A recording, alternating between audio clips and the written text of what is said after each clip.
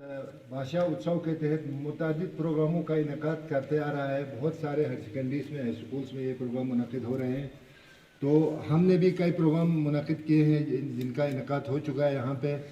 हाल ही में हमने लैंग्वेज जिसमें गिनती मैंने करवाई थी, तो वो उसी प्रोग्राम का एक हिस्सा था। तो आज उसमें एक थीम हमारा ये भी है कि आवर सराउंडिंग, यानी हमारे आसपास में जिस माहौल में हम रहते हैं, सबसे पहले भाई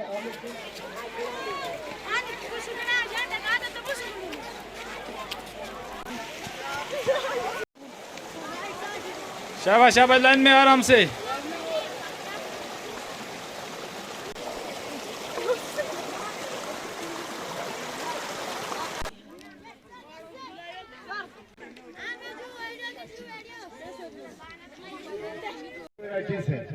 तो ये जो आपको सामने दिख रहा है ये कीटोफेस है। इसको क्या बोलते हैं?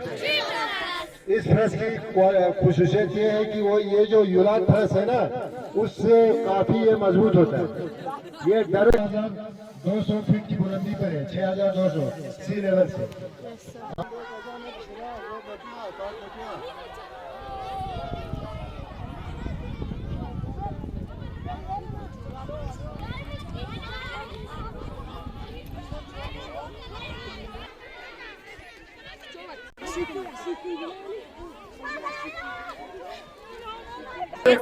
और एक इंफॉर्मेशन आपको देता हूँ।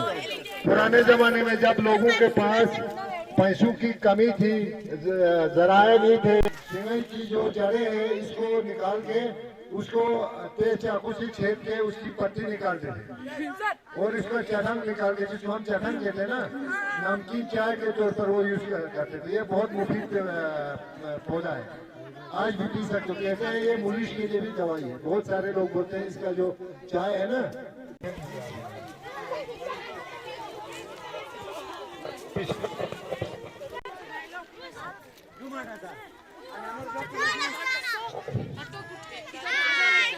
फायदे हैं इस झाड़ी के।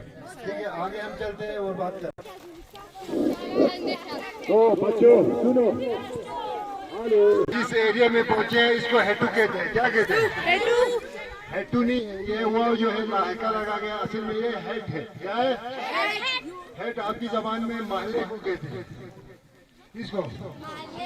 आपको पता हो या ना हो, पुराने जमाने में यहाँ पे एक महल्ला हुआ करता था, लोग रहते थे।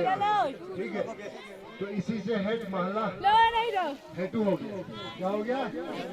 हेटू हो गया। तो अभी हम आगे बढ़ेंगे। तो हम सामने बहुत सारे पेड़ पौधे आप दिख रहे हो ना।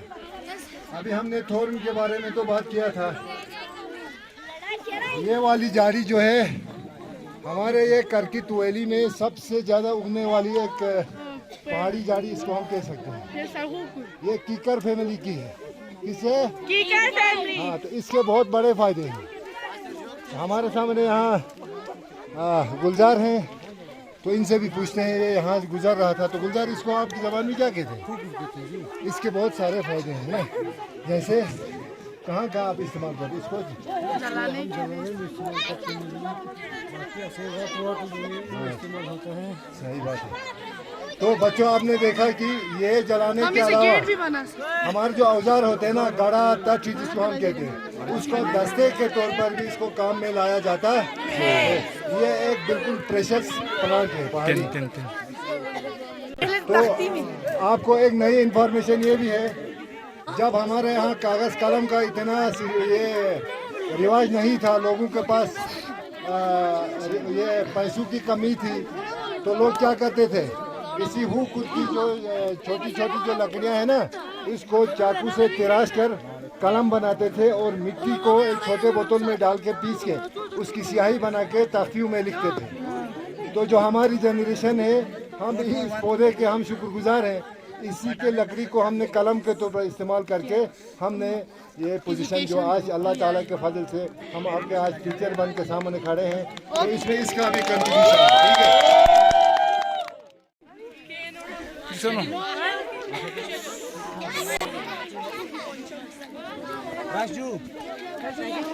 तो बच्चों अभी जब हम स्कूल से इस मुकाम तक जब पहुंचे, हमने रास्ते में बहुत सारे पेड़ पौधों के बारे में आपको मालूमात थी, आप लोगों को भी कुछ चीज़ों के बारे में पता था, हमने शेयर किया।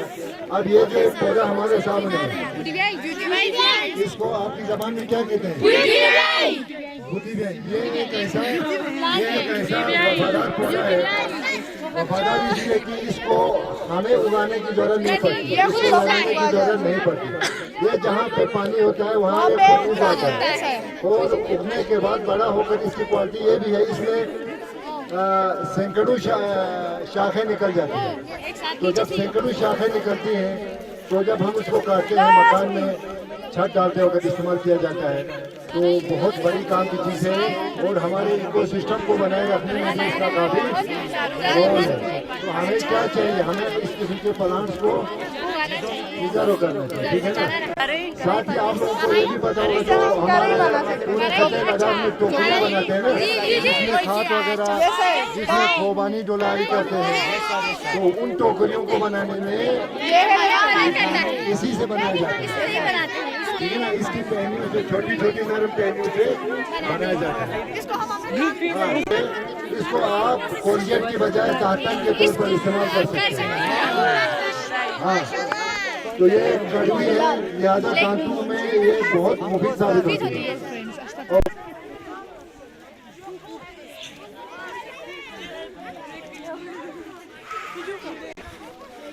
खुद जान जाओ।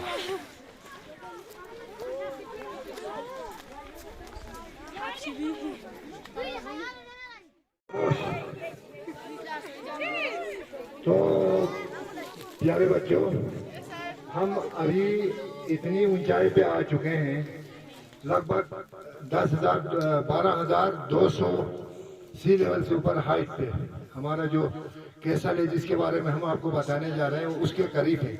ये जगह इसलिए खास है, यहाँ हम 3 चीज़ों के बारे में इंफॉर्मेशन कलेक्ट कर सकते हैं इस जगह में बैठ के। 3 चीज़ों के बारे में, एक तो जो मेरे राइट में आपके सामने दिख रहा है, वहाँ एक केसल है, जिसको क्या कहते हैं शिना ज़बान में? नहीं, न्याली उस राजे का नाम है, तो केले को हम कहते हैं, महल को कोट कहते हैं। क्या कहते हैं? हाँ, तो हमारे सामने एक कोट है जिसके पीछे एक बहुत बड़ी तारीख है, वो हम इंशाल्लाह आपको वहाँ बता देंगे। इसके अलावा जो मेरे पीछे आपको दिख रहा है ना, एक पौधा है, कौन सा पौधा है? शाबाश, ये छिली के बारे में मैं आपको थोड़ा बता दूंगा। छिली जो है ऐसा पौधा है जो हमारे खित्ते लद्दाख में, हम सबको पता है, यहाँ पे मौसम सरमा में जो प्लांट से पौधे हैं वो ग्रीन सबज नहीं रहते। ये एक ऐसा पौधा है जो 12 महीने यानी 24 महीने हम लद्दाखियों का साथ देता है। ये सदाबहार रहता है, ठीक है। ये जनवरी के कठिन महीनों में भी मुरझा नहीं जाता, इसी तरह सदाबहार रहता है, और गर्मियों में भी। तो ये इसको हम सदाबहार पौधा कहते हैं, जिसे शिना ज़बान में क्या कहते हैं? छिली कहते हैं। इसको जोनीपर फैमिली से है। इसको उर्दू में चुगली भी कहते हैं, चीम गाइल नाम छोटी है, चुगली भी कहते हैं, ठीक है। तो आप ये मान के चलो, आपकी ज़बान में इसको क्या कहते हैं? इसकी और एक इम्पोर्टेंस ये है कि प्री इस्लामिक पीरियड में, जब हमारे जो दरद ट्राइब है ना, दरद कम्युनिटी है, शिना जिसको आप बोल रहे हैं, इस्लाम कबूल करने से पहले लोग इसको बहुत ही पवित्र मानते थे, बहुत ही पाक मानते थे, ठीक है। खासकर जो हामिला औरतें हैं, जिनको डिलीवरी हुई होती है ना, वहाँ पे डिलीवरी होने के बाद 7 दिन तक वही मुकाम पे रखते थे। जब 7 दिन भरने के बाद उसको जब चूल्हे के सामने आना होता था, बाकी फैमिली के साथ मिलना होता था, वहाँ से वहाँ फैमिली तक आने के लिए उसे एक दौर से गुजरना पड़ता था। इस छिली को जला के वो मकाम को जहाँ वो बैठी थी उसको पाक करते थे, जिसको छिलगोन कहा जाता था। और हर अच्छे काम की, शुभ काम की शुरुआत जो है इसी छिली से किया जाता था। और बावजूद आज लोग इस्लाम को फॉलो करते हैं, लेकिन उस हमारे एंशिएंट रिलीजन की रिमिनेंट इस वाक़यात अब भी मौजूद है। आज भी हम अच्छे मौकों पे छिली जो है लगाते हैं, आप लोगों ने देखा होगा ना। हाँ, तो ये बहुत इम्पोर्टेंट पौधा है, ठीक है। तो ये इसको छिली कहते हैं। और एक इम्तियाज हासिल ये है, ये करकित वैली में, मेरे ख्याल में लद्दाख के चंद गिने चुने गाँव में इसका शुमार होता है, ये करकित छानगुन वगैरह का। क्योंकि करकित छानगुन और काक्सर वगैरह गाँव में ये छिली ज़्यादा मकदार में पाई जाती है। आप देखेंगे जैसे जैसे आप लेह की तरफ जाओगे, करसे की तरफ जाओगे, मुझे नहीं लगता है कि इतने छिली के पौधे होंगे जितना हमारे इस छोटे से खित्ते में होगा, ठीक है। तो उम्मीद है आपको ये बहुत अच्छी इंफॉर्मेशन आप तक पहुंची होगी।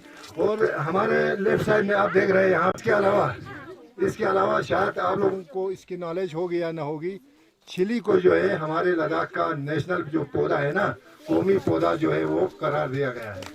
ठीक है, ओके।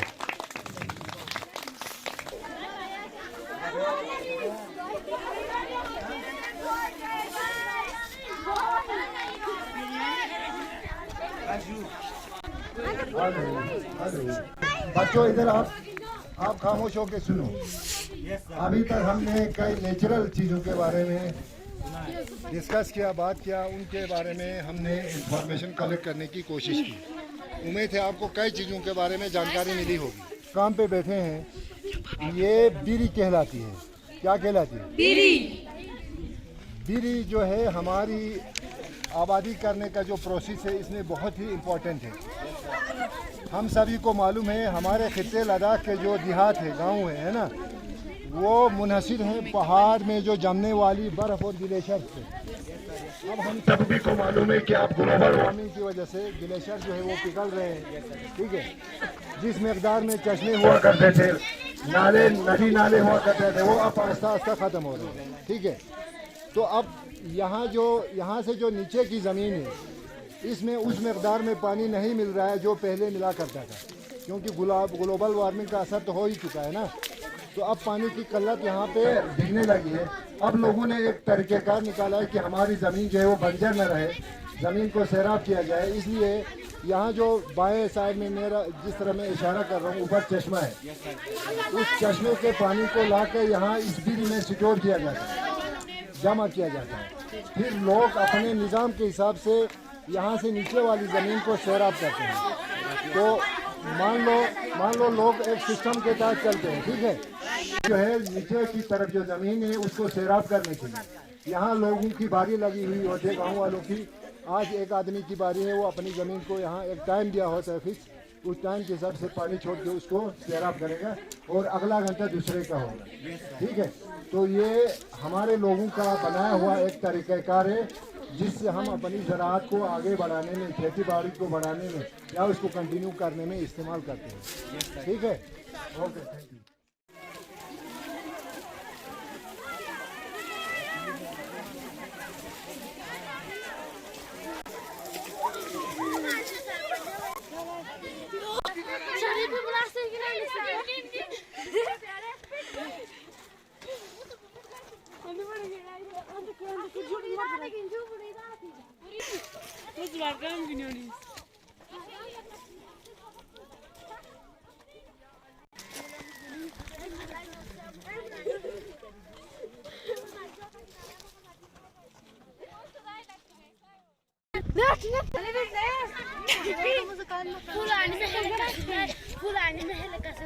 دست جلو بلیشی اینو جانی بی میزو کو زبانه نکنه آج نه جو اٹس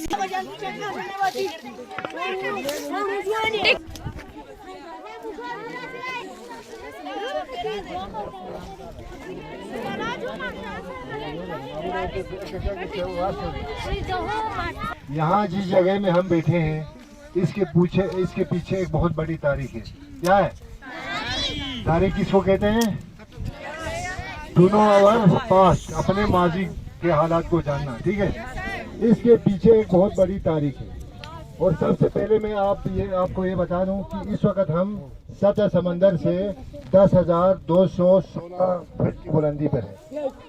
उस दिन वहाँ यहाँ पे संभल साहब आया था ना, जो आईएएस ऑफिसर था लद्दाख का, तो वहाँ उन्होंने इसका पूरा उसके नेट के जरिए उन्होंने मालूम कर लिया। तो ये 10,216 फीट की बुलंदी पे है। ठीक है, तो एक इंफॉर्मेशन तो आपको ये मिल गई। ठीक है ना, ये सतह समंदर से कितना ऊपर है?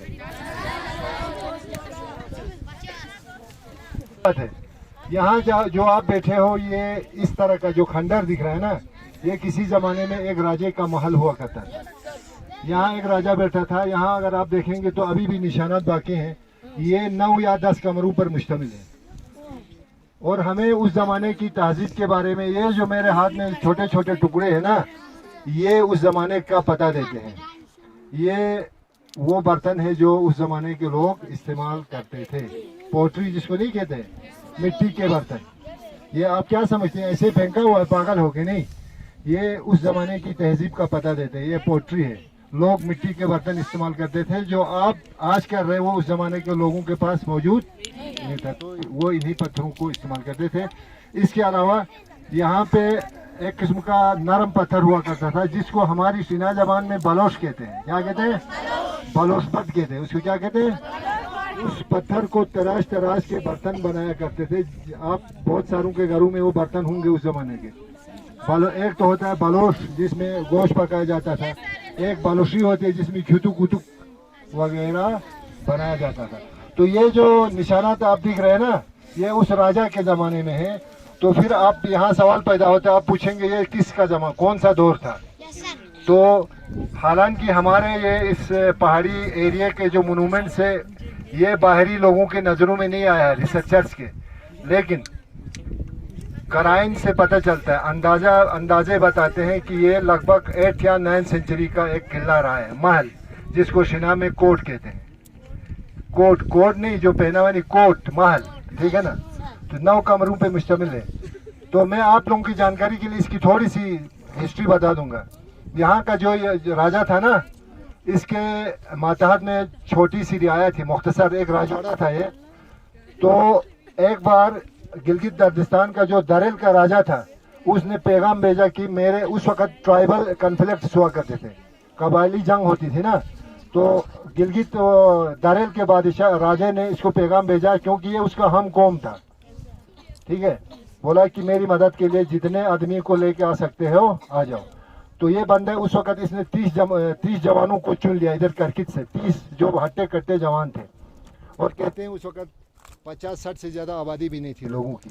30 जवानों को लेके ये यहाँ से चल पड़ा। उस वक़्त का जो रास्ता था आप देख रहे हैं, पार से जो जलाशोंग नहीं है, वहाँ से लोग जाया करते थे। वो रास्ता दिख रहा है ना हम लोगों को, पहले ज़माने का रास्ता वहीं पर था, बल्तिस्तान जाने का, वहाँ से जाते थे। तो यहाँ से उन आदमियों को लेके ये बल्तिस्तान में जब पहुँचा, शाम को इसको ख्याल आया, रात को जब वो सोया ना, इसको ख्याल आया भाई मैं तो अपने करकित की पूरी आवाम को, रियाया को लेके जा रहा हूँ, खुदा न खास्ता वहाँ जंग में ये सब मर गए तो हमारे वहाँ बीवी बच्चे तो यतीम हो जाएंगे, हमारा नाम लेने वाला भी नहीं होगा।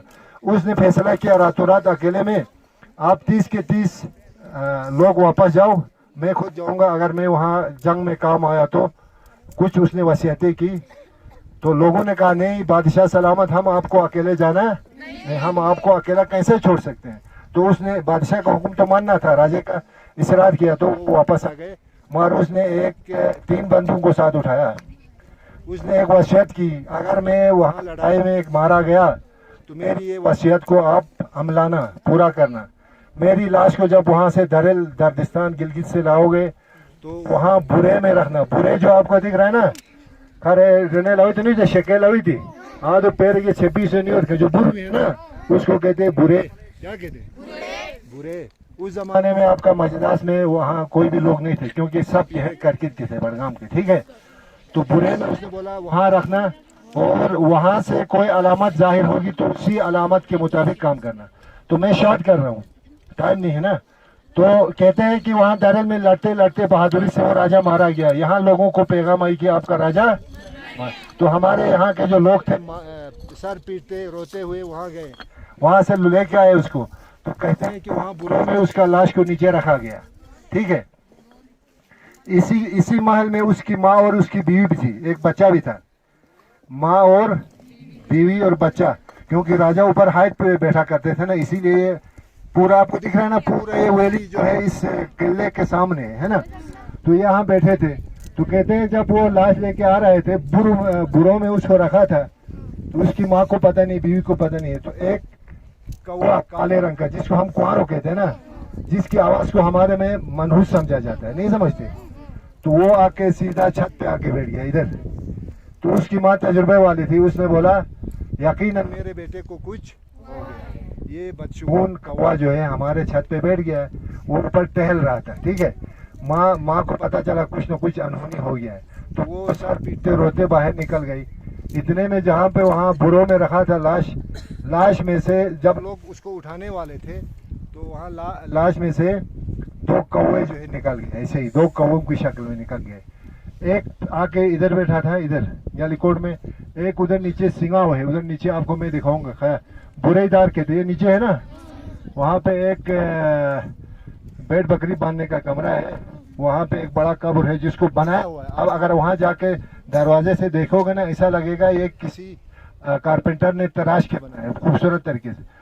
तो वो जो है वो कौवा वहाँ बैठा, फिर लोगों ने ये अखज़ किया कि हाँ ये अलामत यही है कि हमारा राजे को उसी जगह में दफन करना चाहिए। राजे ने कहा भी था ना, बुरों में रखोगे 2 अलामतें ज़ाहिर होंगी, एक तो मेरी वालिदा को पता चलेगा मेरी मौत के बारे में, दूसरा जो है मुझे कहाँ दफनाना है वो जो है आपको वहाँ पे पता चल जाए। तो वो काला कौवा आके वहाँ बुरो ये सिंगाव है, सिंगाव के पास बैठा था। तो हमारे जो लोग थे करगित के लोगों ने उसको वहीं पे दफनाया, और आज भी उस जगह को सिंगाव कहते हैं। क्या कहते हैं? सिंगाव। और 4-5 दहाइयाँ पहले, 4-5 दहाइयाँ मतलब 60-70 साल पहले तक, हमारे आज के बुजुर्ग भी बोलते हैं, उस राजे की याद में वहाँ पे एक तरोताज़ा एक जवान बकरे को काटा जाता था उसके नाम पे, और वहाँ पे खेल तमाशे होते थे, लोग वहाँ पे नाचते थे, है ना, गाते थे। तो उसकी याद में मुद्दतों चलता है, लेकिन बाद में इस्लाम का इन्फ्लुएंस आया ना, तो इस चीज़ को बंद कर दिया गया। तो इस जगह पे हमारा आने का मकसद ये था कि हमारे खित्ते लद्दाख में बहुत सारे ऐसे हम वाक़यात हैं जो हमारी तारीख की गवाह है, ठीक है ना, हमारे पास की गवाह है। तो उम्मीद है आप लोगों को इसके बारे में मुख्तसरन आप लोगों को जानकारी मिली होगी। और आपको मैं ये भी बताता हूँ, आपकी लाइब्रेरी में किताबें हैं, आप बहुत सारों को पता हो या ना हो, मैंने एक किताब लिखी थी जम्मू कश्मीर में आबाद शीन दर्दों की मुख्तसर तारीख, उसमें लिखा होगा यालीकोट, उसकी पूरी कहानी आप उस किताब से हासिल कर सकते हो, ठीक है। Thank you.